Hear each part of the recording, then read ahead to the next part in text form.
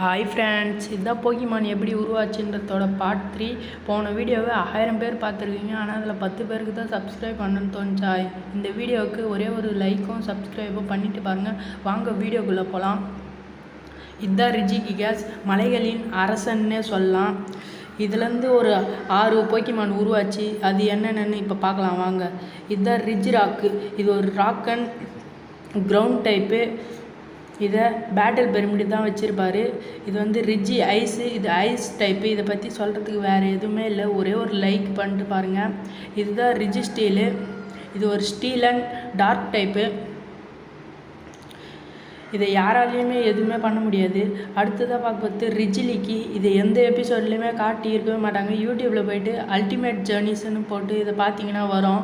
அடுத்ததாக பார்க்க போகிறது ரிஜி ட்ராகோ. இது ஒரு டார்க் அண்ட் ட்ராகன் டைப்பு. இந்த வீடியோக்கு ஒரே ஒரு லைக்கும் சப்ஸ்கிரைப் பண்ணிவிட்டு பாருங்கள்.